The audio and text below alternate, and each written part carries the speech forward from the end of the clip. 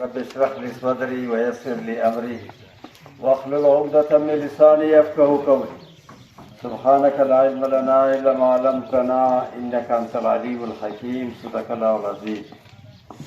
محترم ودیځای کې مشرانو، ځوانانو، کشرانو او سپینګیرو، السلام علیکم ورحمت الله. دا څنګه چې حاجي کریم صاحب تاسو ته دا خبره وکړه چې پرون 12 بجې پرې نو داسې سیټ ته واده لري 12 بجې نه بعد بیا مو ځای ته لاړو. په دې باندې چې مو څلور ورځې به مو مشوره کوو. په څلور ورځې ټایم ډېر په زور مو نه واخیستو. دا مو مشوره کوو خپل قوم سره چې کومه د خیر خبره یې انشاءالله برخلو بعد وپرېږدو. بنیادی خبره دا دی چې موږ انشاءالله د ټولې کورمې ته د خیر کوشش کوو. دا چې کله دا بګن سنیحه پېښېده نو ټولو نه اول به دا وایي چې څوک ورته شهیدان شوي دي هغو ته د خدای تعالی اجر عظیم او جنت الفردوس وي، قبر د خدای نور نه ډک، او چا چې زخمیان شوي دي هغو ته د خدای صحت ورکړي، او چا څه توانونه شوي دي د دې د خدای توانونو ازاله د خدای ورته وکړي، یو خو څه چنده د خدای ورکړي. خو بنیادي خبره دا دی چې کسې خدای ته څه څوک رجوع شي بیا خدای هغه ته رجوع شي. خدای تعالی فرمایي چې فذکروني اذکر، ته ما یاد که زه به تا یاد. که کله زه تا نه پوهېر شوم که نه کسې بیا تا ما نه پوهېږي. دا ټکی ځان سره ښه نوټ کړو. که زه درنه پوهېر شو بیا تر نه پوهېږي. بس خدای ډول پکار.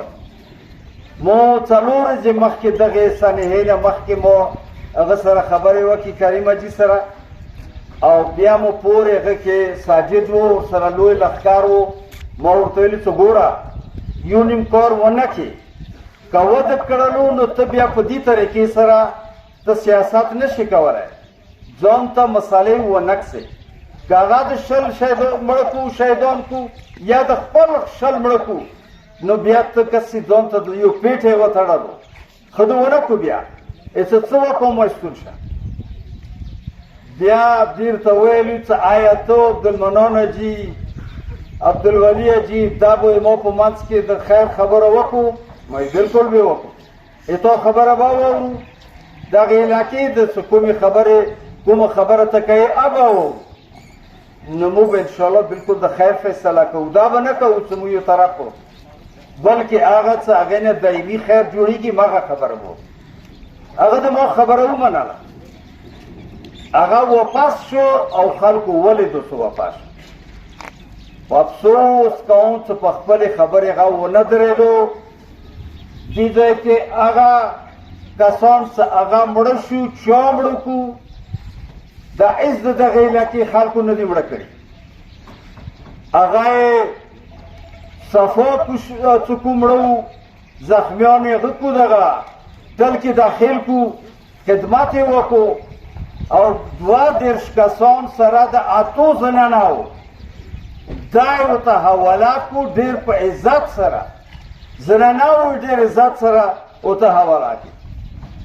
افسوس دغه ټول څه د کومه کاروایي د سره وشوه دا د اسلام او د پښتو مطابق وه، خو هغو د اسلام او پښتو ته ونه لیدو چې کله یې خپل کسان دفن کړو دې ځای باندې حمله وکړه.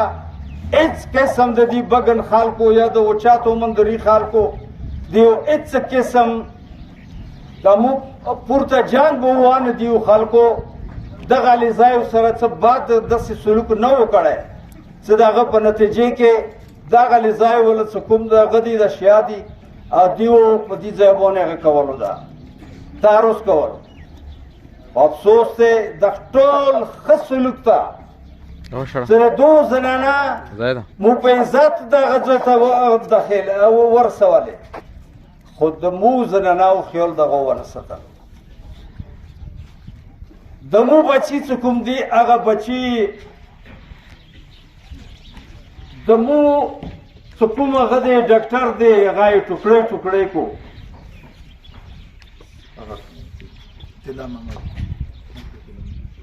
طلا محمد ډاکټر څه ورسره وکړو د دې اولاد سره یې څه وکړو دا اسلام خو پرېږدئ پښتو د همداسې کوي پښتو کې دا شی کېږي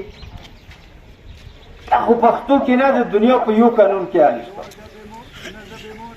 افسوس دا دی چې هېڅ ته سترګې ونه غړوئ بیا یې موږ دا کوشش دی د کورما دې کې امن راشي خو داسې په ړندو په پټو سترګو کسې موږ دا شی نه کوو مو پرون 12 بجې پورې ورسره دغه کړی 3 هفتې دغو تېرې کې په مشورې باندې دا 4 هفتې مو 4 ورځې مو مشورې دپاره غوښتي دي اصلا به جمع کوي ټوټل صفا سوتره خبره ده هغه نه خطا مرچې به هغه سر نه نسي دې ځای نه نه اصلا به ول هغه ځای نه جمع کېږي بیا به مو ته جمع کوو د هغه ځای نه به مرچې هغه کوي او دې ځای ته به خبره واوره رسي به دې ځای کې به یوه د دو بله د مو یوه د دو بله د مو دا ټول شی او حکومت دا خبره کړې دي چې کله په دې دستخط وشي ټول شی وشي هغې نه بعد به زه دا روډ کولوم د دې ذمه داري به د موی